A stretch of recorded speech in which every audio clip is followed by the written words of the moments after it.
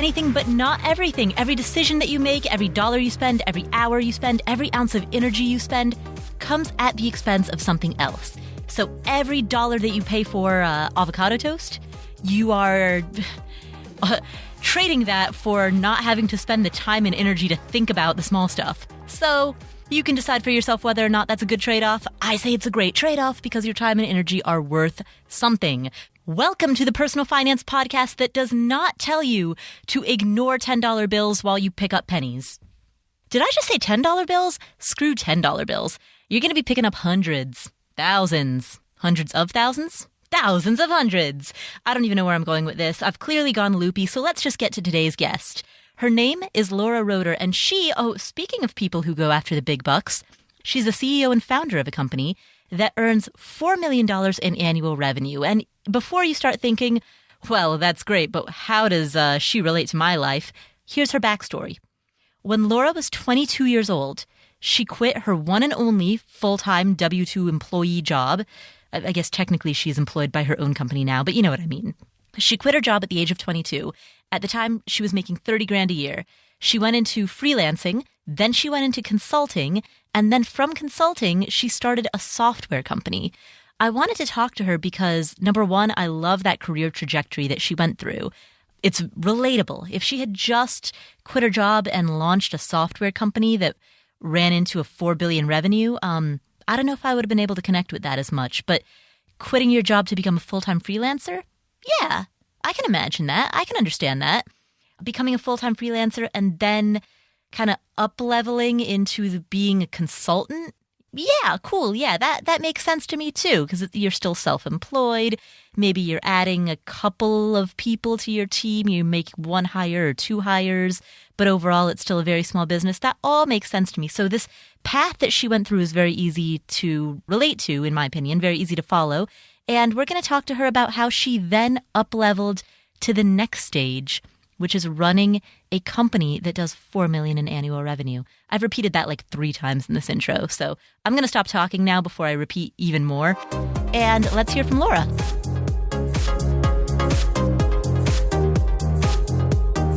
Hey, Laura. Hi, Paula. I'm really excited to talk to you. Let's dive right in because you've got a fascinating story. I want to start by asking you about the time that you were 22 and you quit your job. Yeah. So when I was 22, I quit my first and last job out of college. I was a junior designer at an ad agency, and I was definitely interested in the time freedom that I could get from freelancing. I was also interested in doing more than just design. You know, I liked being a designer. I didn't love being a designer. And I was actually interested in learning more about how to get clients and how to do proposals and the business side. I think a lot of the stuff that a lot of freelancers dread, I was actually pretty excited about pursuing.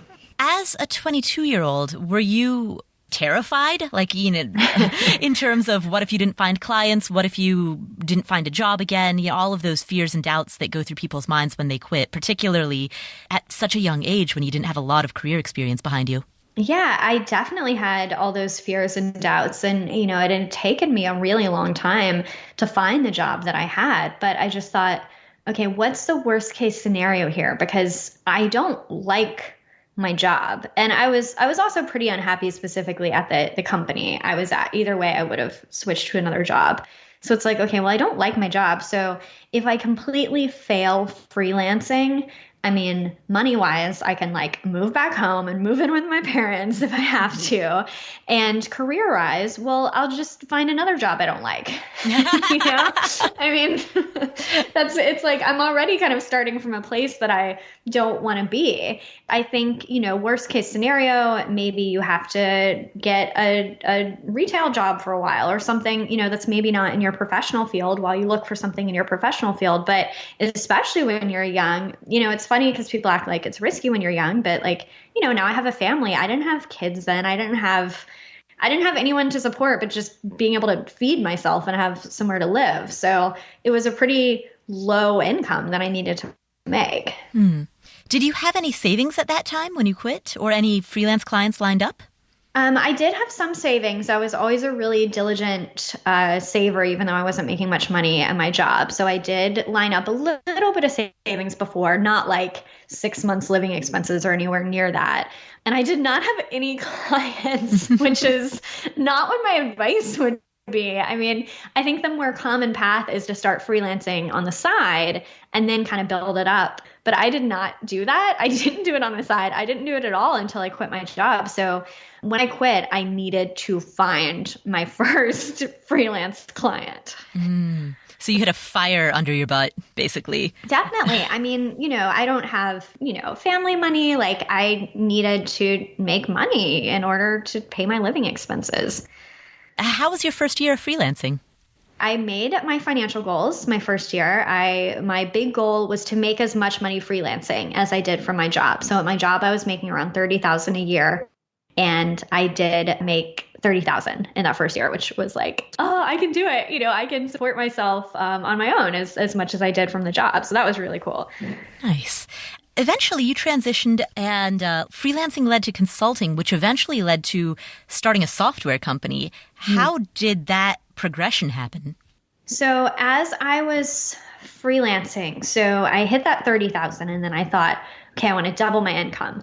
And I did. My second year, I made 60,000. So after I hit 60,000, I thought, okay, I want that 6 figures. I know this is such a big goal for so many entrepreneurs, and it was for me. Like, I want to hit 6 figures. I started doing the math of how I could make 6 figures, how I could double my income again. And the math was not working out because I could not take on double my client load. I was already at capacity. It didn't look like I'd be able to double my fees because my fees were already pretty high. And obviously I was pretty new and inexperienced at the time. And I saw that if I wanted to have a 6-figure business, the best path I could see from what I was doing was building an agency.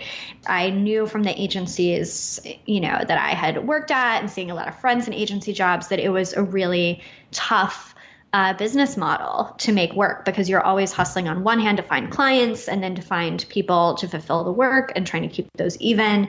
And I just really didn't want to build an agency. So I decided I'm going to quit freelancing. I'm going to find a better business model. And consulting just came really naturally because my web design clients would ask me about social media as it started to become a thing that people were interested in. They would ask me about it. I would tell them, how to do it for marketing, how to set up their accounts. And people kept telling me, we would pay you just for this hour that you just gave us for free. We would pay you just to explain Twitter to us. And I thought that sounded like the easiest job of all time, getting paid to talk to people about Twitter. So that's how I moved into consulting, just looking for kind of something new.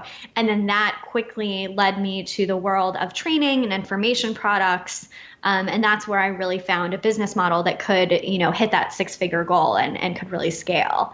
Basically from the consulting, I took one of the principles that I was teaching in consulting and made it into a software product, which is Meet Edgar. Right. How did that happen? So you had, I think, a spreadsheet that you advised people to fill out, and then you turned that spreadsheet into a piece of software? Yeah. So what I found in my social media advice and teaching practice is that what people were doing, and what unfortunately most people still are doing, is creating original status updates multiple times a day, every day for the rest of time is how, is how most people handle social. And for a solopreneur, for a small business owner, it's just incredibly time consuming. Mm-hmm. And I started looking into this thinking like, okay, I'm making all these new status updates. How many people are actually seeing these status updates? And of course, this later became a big brouhaha over Facebook, the whole Facebook reach thing, when Facebook started publishing and showing you, actually, 20% or 10% or 5% or less of the people that like your page are actually seeing your status updates. So I kind of put 2 and 2 together, and I'm like, well, instead of having new ones forever, why not just have a library of evergreen updates that you just keep repeating, because only 5% of your audience is seeing an update. You should send it out again. 95% of people haven't seen it, or if they have, they don't remember. So I was using and I was teaching people create a spreadsheet, put all the different types of updates as different categories, different columns, like inspirational quotes and links back to my site and links to other people's content, and then cycle through. But, before Edgar existed, you had to just copy and paste from the spreadsheet to the social media tool. It was still a lot of tedious work. And I thought it'd be a lot easier if there was software that just did it for you. So that's what Meet Edgar does. And did you have a background in coding or programming? I mean, how were you able to enter into the world of software? I am not a programmer. I used to make websites, but my limited knowledge stopped at like the year 2008, basically. I never took that to the next level. And I don't know how to code software. So I had been interested in having a software company, in particular a SaaS, software as a service, which is subscription software. I was really interested in that business model. But yeah, I was kind of like, I'm not a developer. I don't really know how that'll come about. And how it happened is I met my husband, Chris, and he is a developer. Really how it happened is I was just kind of complaining to him about how tedious it was copying and pasting these updates, and you couldn't have images. And I was just kind of saying, why don't the tools do this? It seems so odd that the tools don't do this. It seems so obvious. This is what I'm doing. This is what my clients are doing. And he just said, well, I can make a tool that does that. And I said, great, make it. And that he made Edgar. So at what point did you decide then to fire all of your consulting clients and go full into the SaaS company? Yeah, so I had kind of two transitions, and one was a very clean transition and the other was more overlap. So when I stopped doing web design, that's actually the point when I 100% fired all of my design clients. I just knew that I wanted to get out of doing design, and I knew that it would be a crutch for me if I kept taking on that work, and I wouldn't be able to move into that new business model that I wanted to. I actually had one client when I stopped that was paying me $30,000 a year just from that one client. So, as much as I used to make for my old job. And I knew that they were the most important ones to cut out because I just knew it would be too easy to not really have that fire under me, to just sort of keep depending on that income. And they were not happy. They were not happy with me either. And I knew that I had to be really firm because I knew they relied on me and that they would keep trying to come back and get more work out of me. So at that point, I actually did a completely clean break. And I was like, I'm not going to do any design work. I'm just going to do the social media consulting stuff. And I actually didn't do that much consulting over the years. It was much more that productized training model. And then when we launched Edgar in 2014, we didn't kill one business and start the other. So basically we used the money, we used the profits from the training business to fund Edgar. And we kept the training business going for about a year after we launched Edgar to, continue to bring in that money and continue to fund it. And I wasn't thinking when I launched Edgar, I'm going to kill the training business. I thought I would run them both and that they would be complementary, teaching people on the one hand to do it. And then if you want software to do it, this is the software that'll do it for you. But honestly, the software business model, I just loved so much more. It was such a scalable business. The training business, I was the face of it. I would create all the content. I was the trainer. So it was a business that was very, very reliant on me. And I didn't really love that. So basically, once Meet Edgar really took off and really started making money, I just decided, I just want to focus on the software business. And we did shut down the training business. Now, one of the things I find fascinating about your story of launching Meet Edgar is that you self-funded this business. And that's not a story that I hear often in the world of software startups. Right. What made you decide to do that? So that really was a big decision because I knew that, I did have the type of business that could raise money. I also happen to actually have a lot of connections in Silicon Valley with entrepreneurs and investors and stuff. So I knew I could have done it. But, I was lucky enough to have a lot of friends that had raised, and literally 100% of them gave me the advice I would not raise if I didn't have to. If you have any way to make this work without raising money, then do that. And I think a big reason for me of following that advice, and a reason they gave the advice, was having the freedom. So when you've raised money, you have other people that own either the minority or sometimes a majority of your company. And you have a legal fiduciary duty to do what's in their best interest. And of course, sometimes they have control over the decisions in the business. As someone who'd always owned 100% of the business, realizing that for, when you have investors in your business, you can't just take the profits out for yourself. Like that's a group decision, what to do with the profits. You can't just say, oh, I feel like taking an extra $50K out of the business this month because I want to remodel my bathroom. When you own 100% of the business, which I do, I can take out $50K to remodel my bathroom. And that's the kind of freedom that I'm looking for as a business owner. It's also a lot of pressure when you raise money. The current climate for raising money for software companies is you're raising money so that you can sell the company for a tremendous exit for your investors. So it's not just, oh, I want to get to a $5 million or $10 million business. It's like, I want to get to a $100 million business and I need to get there in, 3 years. It's like very, very stressful, the kind of pressure you're put under. And I did not want that pressure.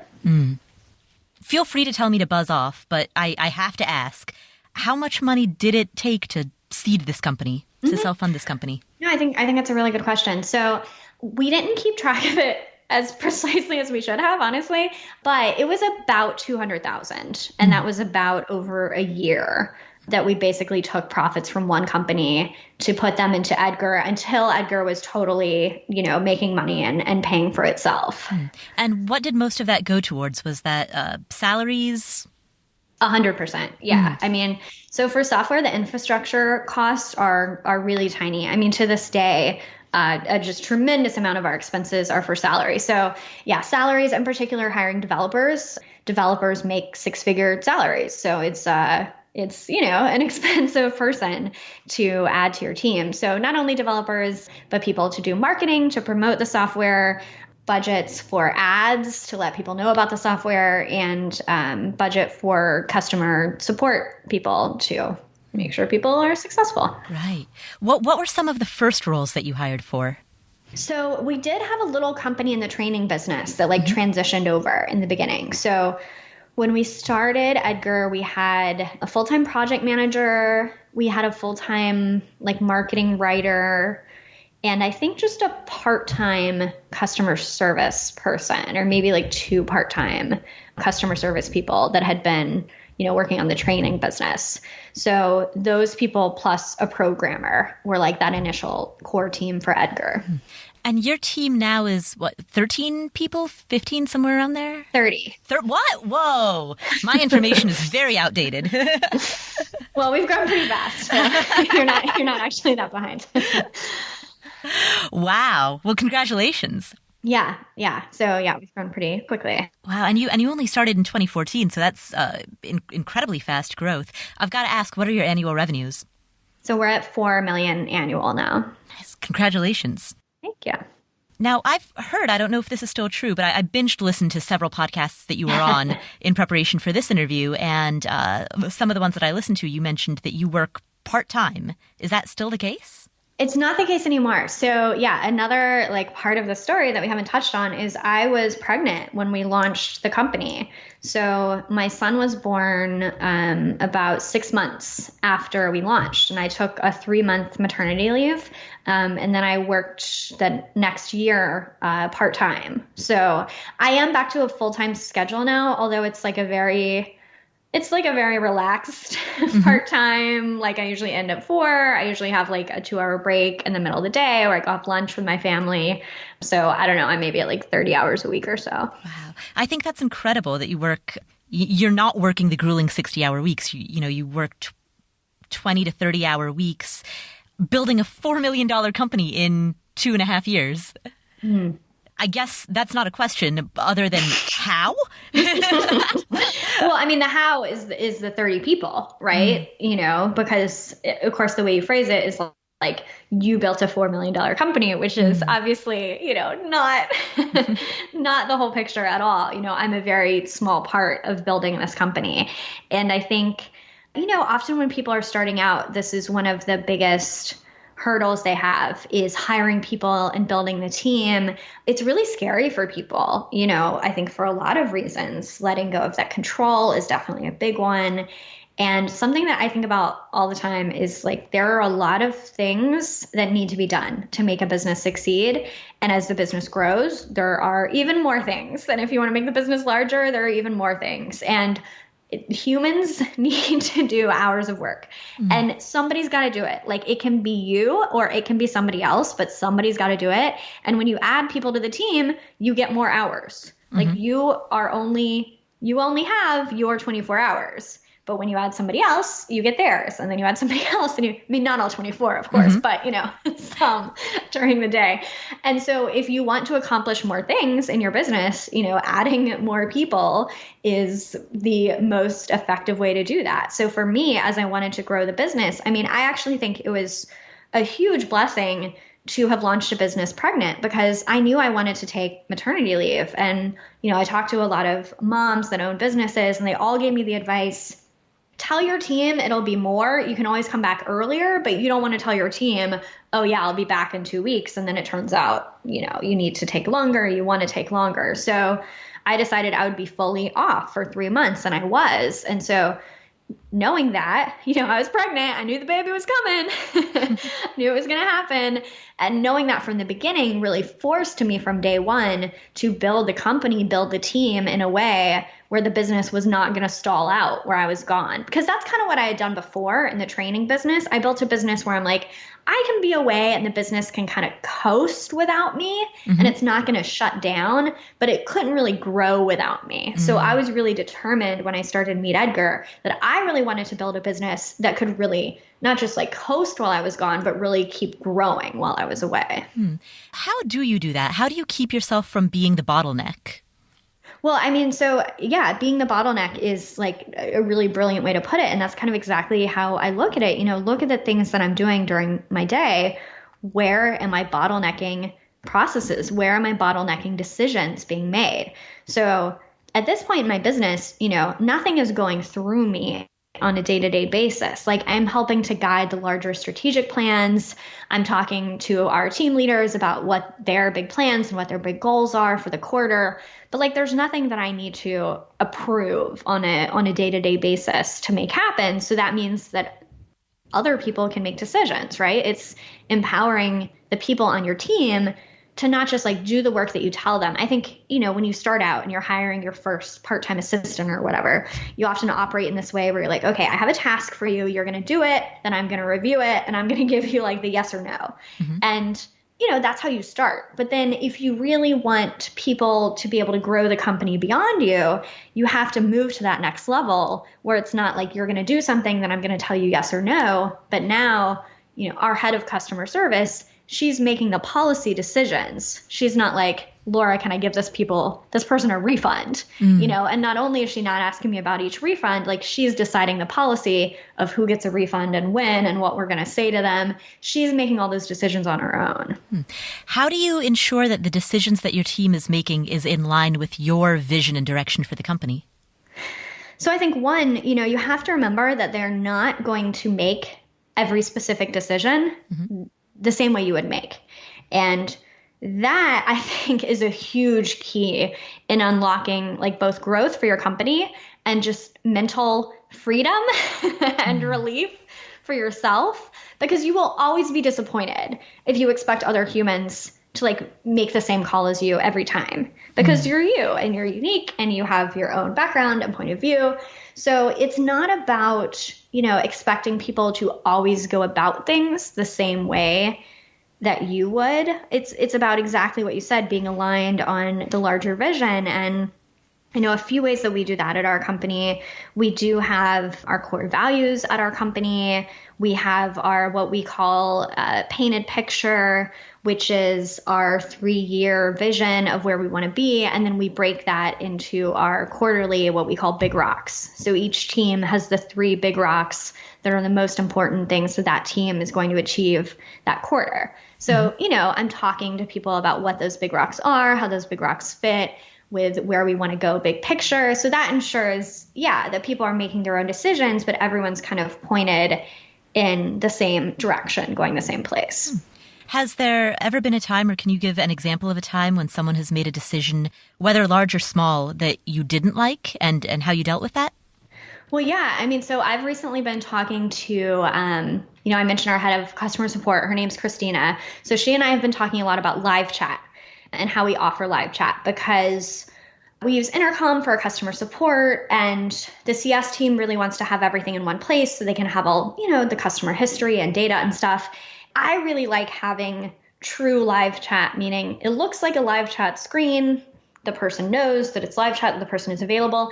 Intercom doesn't offer that exactly. Like it offers something sort of like live chat, but it can also be asynchronous and whatever. Mm-hmm. So I don't like the solution that we have now. I like it okay. I understand that it achieves the goal of talking to people quickly.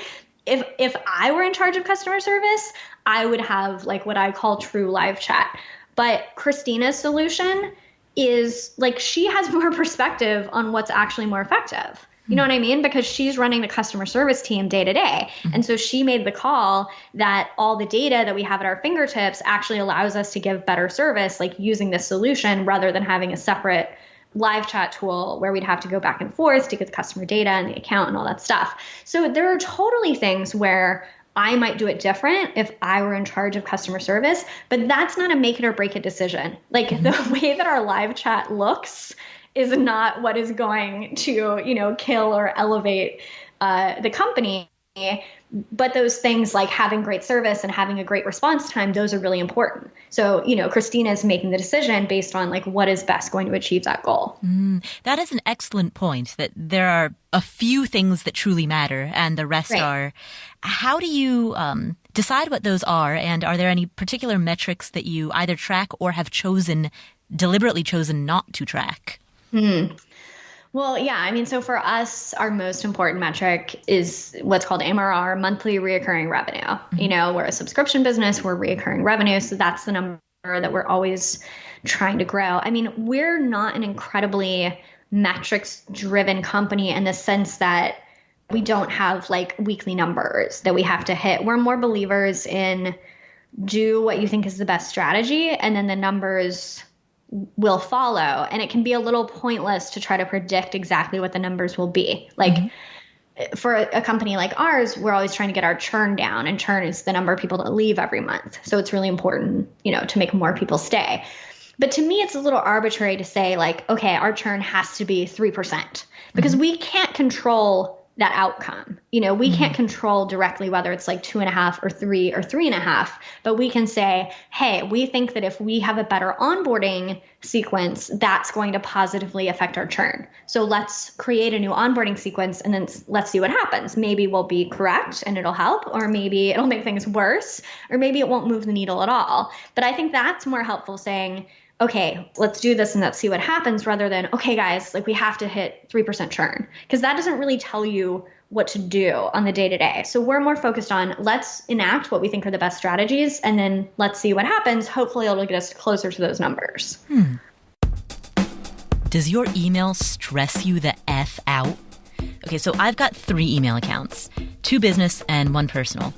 When I log in, I see this disorganized, jumbled mass of everything, from unsolicited press releases to cold pitches to listener questions. It goes on and on. The actual important emails that I need to get to end up getting lost or buried under the weight of all the clutter of my inbox. This is a daily struggle. Like, I just have a bunch of email, and it stresses me out. Sometimes, like especially after I go on a trip, like when I haven't been checking my email regularly, even if I've just been away for a long weekend, like a 2 or 3 day holiday weekend, I'll come back to 100 unread messages. That sucks. That's a sucky way to come back from a vacation.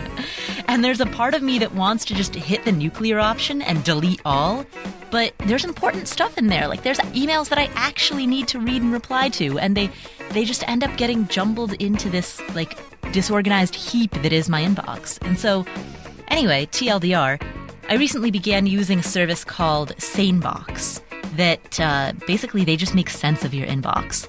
Their algorithms separate actual important emails from noise so that you can tend to the emails that are most important first. They also will automatically track emails that you've sent to other people that are still pending response, so that way you know to follow up. You don't have to set yourself a follow-up reminder.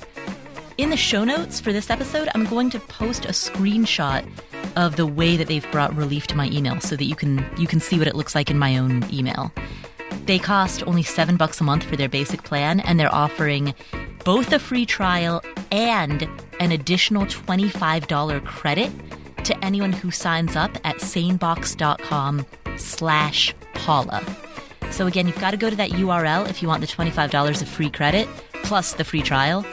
Sanebox.com/Paula, Paula.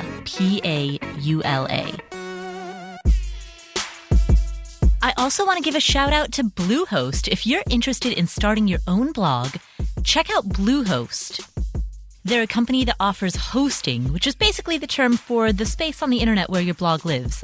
Absolutely fantastic if you are getting started as a blogger and you need hosting and a domain name.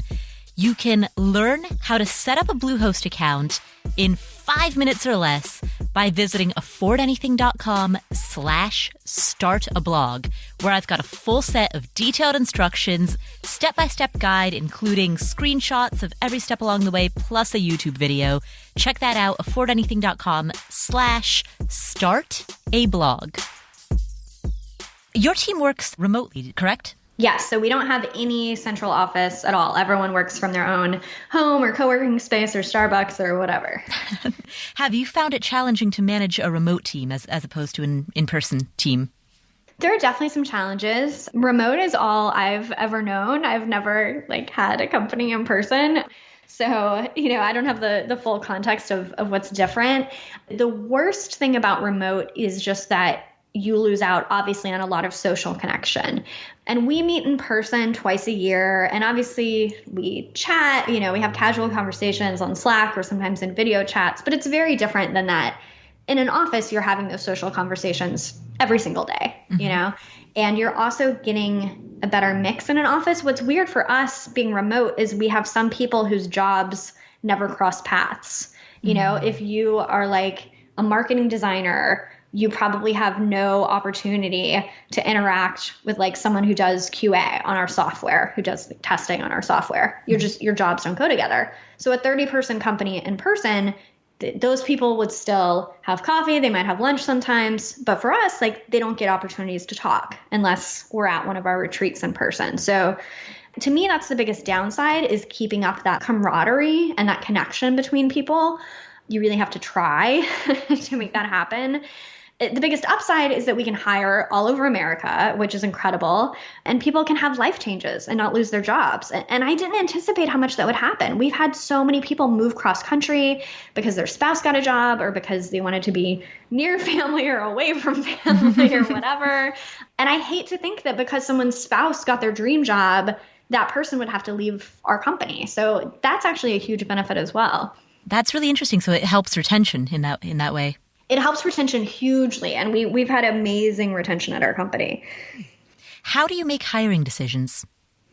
So that's a process that we've really focused on evolving over the years, because we're a knowledge worker company. Our employees are our product, basically, right? Mm-hmm. The product is a direct result of the employees. We don't have a manufacturing process. It's people writing code, talented people writing code, creating the software. So we do look specifically for people who will thrive in a remote environment, which is definitely not everyone. We were actually kind of joking about it. We were on a call today talking about getting people to speak up more in meetings. And it's yeah, we hired a bunch of people that want to sit alone all day.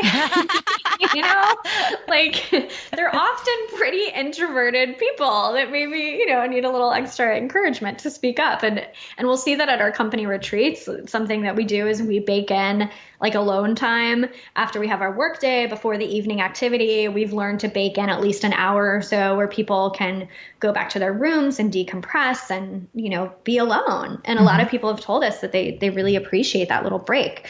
They don't have to be introvert or extrovert, but they do have to be someone who is really great at focusing their own time and can really thrive in that environment of really being autonomous. It is a lot less collaborative. We work somewhat collaboratively. We have meetings and we're on Slack, but it's not like a normal office where you're sitting next to someone, maybe trading ideas all day. So we specifically look for people who want to do that and can do really well in that type of work.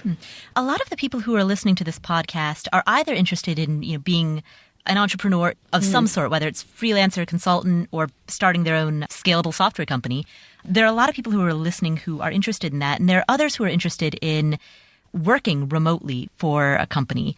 So I want to ask your advice to both groups. And let's start with people who want to work for a remote company. You've described your hiring process or some of the things you look for. How does a person, an applicant, signal that they would thrive in a remote working environment? How do they signal that they have the focus and the autonomy and the drive? Yeah, so one of our company core values is what we call value for value.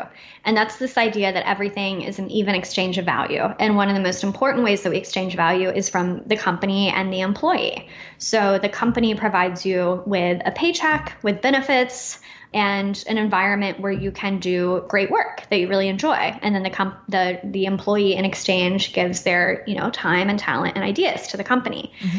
Something that I see people do a lot on remote job applications, I've reviewed thousands of them. They often talk about how they want to work remotely as opposed to the value that they're going to bring to the company. So people will say things like, I want this job because my daughter's disabled and I really need a remote environment. And I'm like, well, that's not about your value for the company. That's about your own life and why you're looking for this and cool, whatever your motives are, but you haven't told me anything about the value that you're going to provide for us. So focusing on, not your life circumstances of why you want to work remote, but more about how that you are really good at working independently, and then give us specific scenarios. I've done freelance work for companies and I was working on my own on the computer and I never met up with them in person, or maybe you've had a remote or telecommuting job before. So yeah, focusing on these are specific ways that I have been able to provide value when I was not sitting there face to face with my team. Interesting. What about for the other group of listeners, the people who want to become freelancers, consultants, company owners? Man, the biggest, obviously there's a lot to say.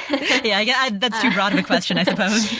Yeah, I think the biggest thing is just to get started, because Paula, as I know, as anyone knows who's done it, you just learned so much in the day-to-day of being in the trenches that you just cannot understand before you've done it. You can read books and you can read blog posts all day, and it's great to get that knowledge and get yourself educated.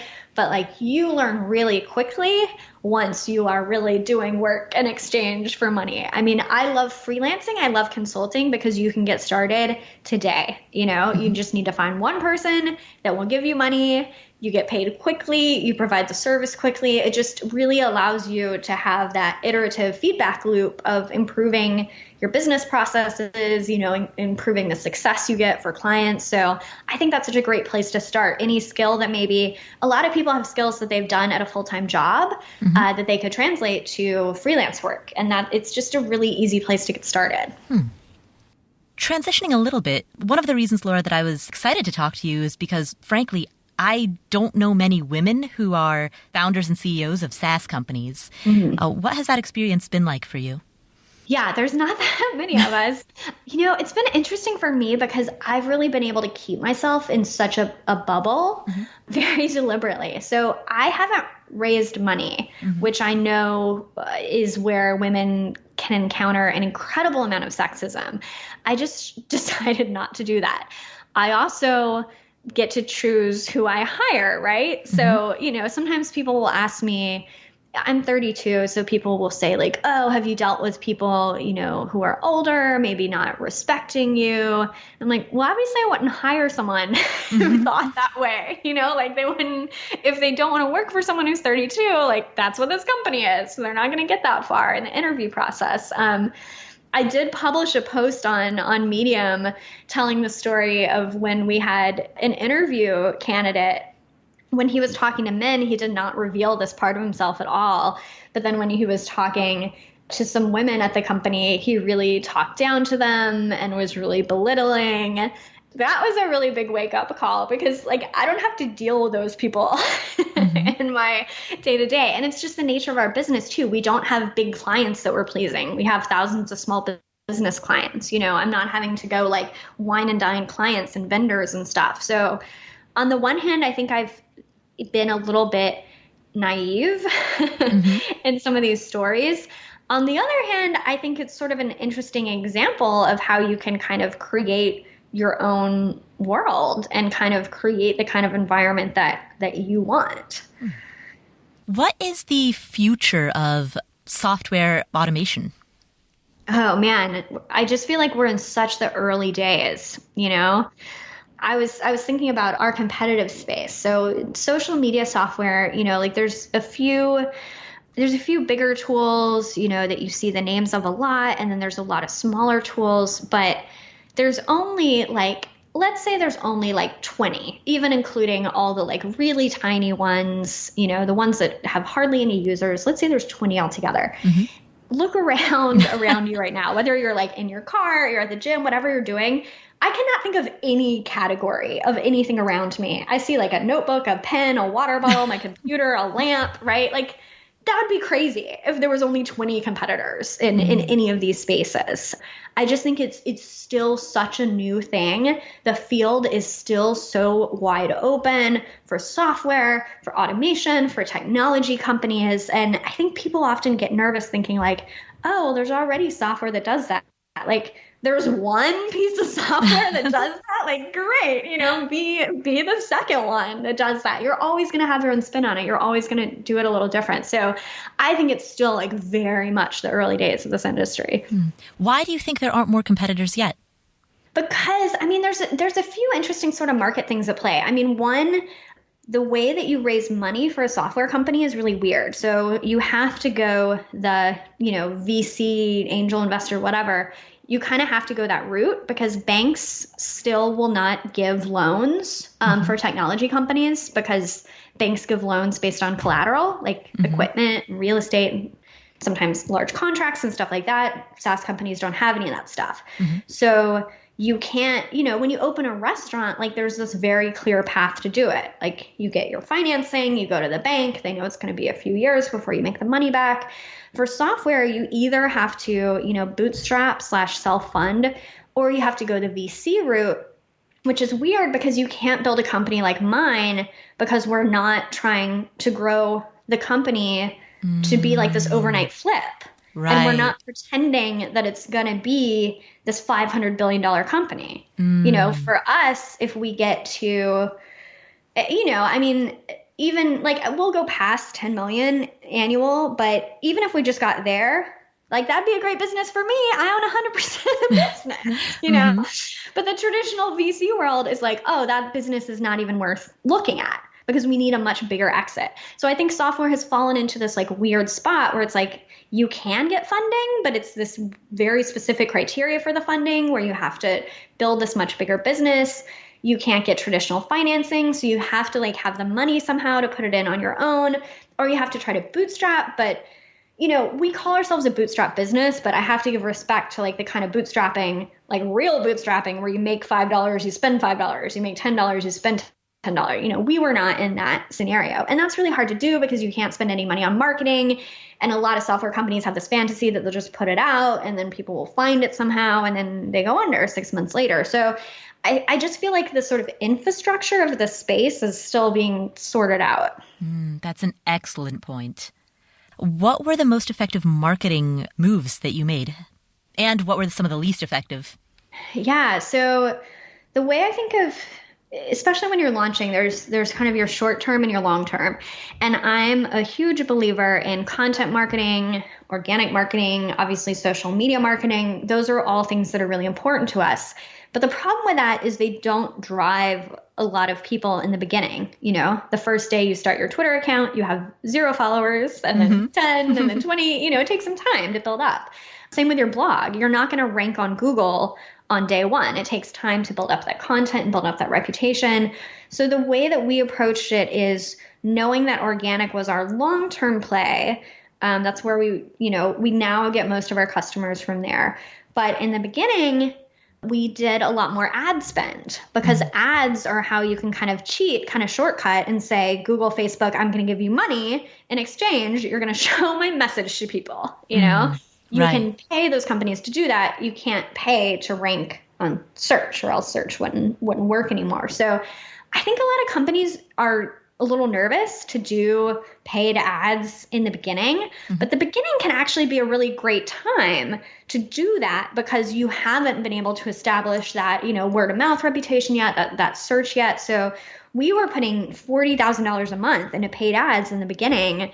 That's also when it's really easy to capture attention because you have something new. So, I was talking about competitors earlier. I mean, if you're a person who uses a social media tool, you're interested in new ones just from that messaging alone. Like, there's a new social media tool, Like, I'm interested in new marketing tools and business analytics tools because I like that stuff. I like messing around with them. You show me an ad that tells me there's a new one, like, I'm going to click on it. I'm going to go check it out. So there are certain, industries, a lot of industries where your customers want to know that there's something new out there. Like, you wrote a certain type of book. I love memoirs. If there's a new memoir, like, I want to know about it. Show me a Facebook ad. That's something that we did early on that was pretty effective that I think a lot of companies can copy. Is there anything that you did, particularly money that you spent in the early days, that you would have done differently if you could go back and give advice to your younger self? So we didn't have a big launch, which I regret. We had like sort of a little launch, and then we thought, oh, well, we'll do kind of more segmented marketing. So instead of saying we're going to have this giant launch to announce to everyone, we thought, oh, we'll try out different marketing messaging because, we had the social media training business at the time. So we had a list that we could send messaging to about Edgar. And I thought, oh, I'm going to be really clever and I'm going to see which messages work, and which offers work. But because I did it that way, I missed out on the big like hoopla of, hey, everybody, we're having this really exciting launch event. As we've referenced, we still grew relatively quickly. But when you look at our numbers from those first few months, it's literally like 20 customers and then 40, and then 100, and then 200. It's not like you get 500 on the first day, where I see if you look at Ryan Levesque from Ask, he just went from training to software, and he did it really smart where he had this giant pre-order campaign where he got thousands of orders in, before it even launched. And I wish we had done something more like that. I feel like I was trying to be a little too clever with my marketing segmentation. And I think that's a lesson to take away later too. I think I often see people setting up these really complicated funnels and complicated automations. And the problem with that is like, okay, well, now I have 5 different funnels. They all have this lower volume. I'm trying to optimize all of them, where if I just put all my attention into the one funnel, then I actually could optimize that regularly instead of kind of trying to keep all these spinning plates in the air. So we do always just try to focus, okay, how can we have like one marketing sequence that we can keep improving and send out to everyone instead of trying to create all these different marketing materials for every little different type of customer. Interesting. Some themes I keep hearing from this conversation is focus and simplify.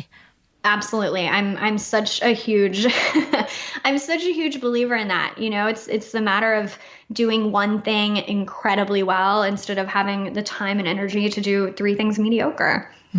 Excellent.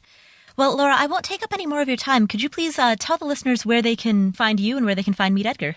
Yeah, so you can find Edgar at meetedgar.com or Meet Edgar on Twitter or Facebook. We would love to have you. Come check us out, automate your social media.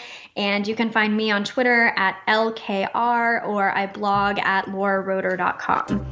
Great. Thank you, Laura. Thank you. What an incredible conversation. I loved talking to Laura. There was so much that I learned from this interview that it sent my mind spinning. So I want to draw out some of the things that I really took away from this interview, from the conversation that Laura and I had. And the first point that I want to make, the thing that really stayed with me more than anything else here, was the comment that Laura made about in the world of VC lenses, quote unquote, small software companies. Let's listen back to what she said. For software, you either have to, bootstrap / self-fund, or you have to go the VC route, which is weird because you can't build a company like mine because we're not trying to grow the company to be like this overnight flip. So this was fascinating. I've never thought of it like this before, but Laura is absolutely right. If you want to start a software company, typically you can't get traditional bank financing for that company.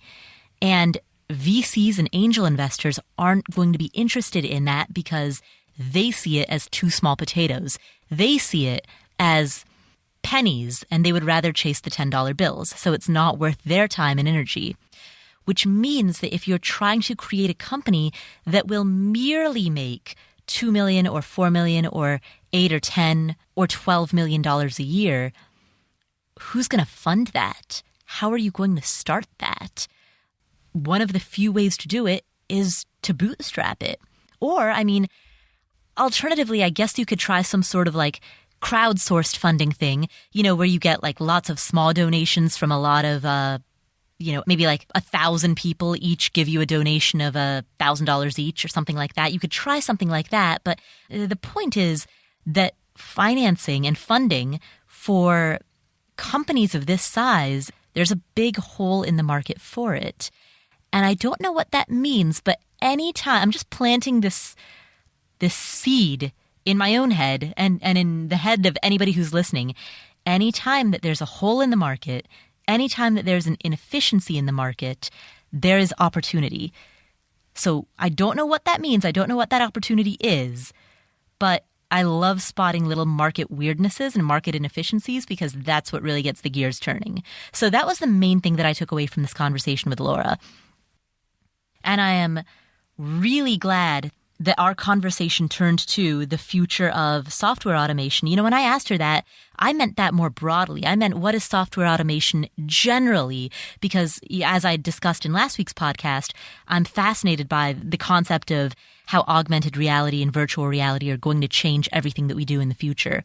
And don't even get me started on moving to Mars. That's a whole nother rabbit worm. Anyway, I was about to say a whole nother rabbit worm, a whole nother rabbit hole. That's kind of a tongue twister. Whole nother rabbit hole. Whole nother rabbit hole. Okay, but what else came out of this conversation with Laura? Well, there was something that she said in the beginning that I thought was a really interesting framework. And she said this when she was talking about how she was able to grow a company so quickly. Remember, she started this company 2.5 years ago, and it has now grown to 30 employees. And this is what she said about it. There are a lot of things that need to be done to make a business succeed. And as the business grows, there are even more things. And if you want to make the business larger, there are even more things. And humans need to do hours of work. And somebody's got to do it. Like, it can be you or it can be somebody else, but somebody's got to do it. And when you add people to the team, you get more hours. When I first started running a business, when I first started running a business, I don't think I realized that I was actually running a business. I thought that I was just hustling. I thought I was making money. And so when I was buying rental properties, initially I was very reluctant to hire people out to do some of the work because I thought that if we just did the work ourselves, we could make quote unquote higher profits. And I was very reluctant. If anyone who's listening used to read my blog back in the early days, back in 2011, 2012, number one, I'm sorry because it sucked back then. And number two, you probably saw some articles that I wrote there where I was really struggling with that question of, hire it out or do it yourself. And now, as anybody who's listened to me for even 5 minutes knows, I'm completely on the outsource it all side of the equation. And that's largely because, as Laura so eloquently stated, if your goal is to grow a business, if your goal is, regardless of whether it's a business that you actively participate in, the way Laura does, or whether it's a passive business, regardless of either of those, you still need humans to work hours. And that human can either be you or it can be somebody else. But if that human is someone else, then if it's a passive business, that means that you can then spend your time hanging out on the beach. If it's an active business, that means you can then spend your time pursuing other activities that will allow the business to grow. Either way, the conclusion is the same, which is hiring out will lead you to a better place. And Laura's framework of humans need to do hours, so if you add more humans, you have more hours, is just a very clear-cut, simple way of looking at it. I liked the way that she said that. So that really stood out to me. But when you do hire out, the inevitable question becomes, what things should I let go of and what tasks are so important that I should do those myself. For example, I speak into a microphone for this podcast myself. This is totally my own voice. That would be hilarious, though, if I got like a voice recorder that was like, "You can afford anything, but not everything. The decisions you make today about avocado toast can have impact on your future tomorrow." Yeah, so, there are certain things that I'm never going to let go of. Hosting this podcast, writing. I do all of my own writing for Afford Anything and for my social media updates. I do that all myself because to me, the content is my unique value add. That is the thing that I bring to the table. So anyway, the point being, when it comes to hiring out, the key question is, what is your unique ability? Where do you need to get involved? And where is it okay to step back? And again, Laura had a really good framework for processing this question. Let's listen to what she said. There are totally things where I might do it different if I were in charge of customer service, but that's not a make it or break it decision. That's not a make it or break it decision. That's the framework that, like, when she said that, it was like a little ping went off in my head. What decisions are actually critical? What are the make it or break it decisions? And what decisions are details, noise, that doesn't really matter that much? Life will move on. Your company will continue to grow. Yeah, maybe you're not using the right piece of software that you would prefer. Maybe the cover art for each podcast episode isn't unique. Maybe you don't have exactly the right plugins on your website, or, maybe whatever. Life will go on. Your business will grow. You'll keep gaining customers or earning revenue or whatever metrics you choose to focus on as a signal of growth. I like that framework that Laura had. What are the decisions that will actually make us or break us? Those are the ones I'm going to focus on. And everything else I'm going to put in the hands of other competent people on the team. And every day I'm going to show up and not be the bottleneck, not get mired in decisions that need my approval. Constantly think about, how can I step out of this so that things don't need my approval anymore? I love that she thinks that way. And it was a powerful lesson for me. It's something that I try to keep reminding myself of. So that is what I got out of this conversation with Laura Roeder. I'd love to know what you thought. So please hit me up. So where I'm hanging out these days, actually? I've become addicted to Instagram. It's my new favorite social media platform. So hit me up on Instagram. I'm at instagram.com/PaulaPant. And let me know what you thought. I'll post a little Instagram posty thing, a little Instagram photo announcing this podcast episode. Just leave a comment there. Let me know what you thought. I would love to hear your reactions, opinions, questions, comments, any and all of that. You can check out Laura at meetedgar.com. And by the way, I've started a YouTube channel, and initially that YouTube channel was just the audio from this podcast. I didn't have any unique video there, but now I'm actually creating unique, original videos for YouTube. Yeah. So check that out, because I think they're good. I realize I'm biased here, but I think they're pretty awesome, so maybe you will too. I don't know. You've made it this far. So youtube.com/affordanything, or you can just go to YouTube and search Afford Anything. That's where you can find the YouTube channel. Look me up on Instagram. And thank you so much for joining. Next week, Joe Saul-Sehi from Stacking Benjamins joins me once again as he and I answer questions that you've sent in on another round of Ask Paula and Joe. If you enjoyed this episode, please head to iTunes, leave us a review, and while you're there, don't forget to hit subscribe. Thank you so much for joining. I'm Paula Pant, host of the Afford Anything podcast. I'll catch you next week.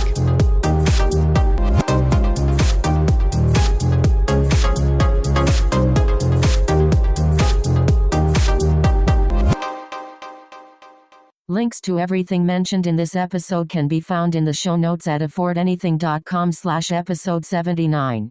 That's affordanything.com/episode 79.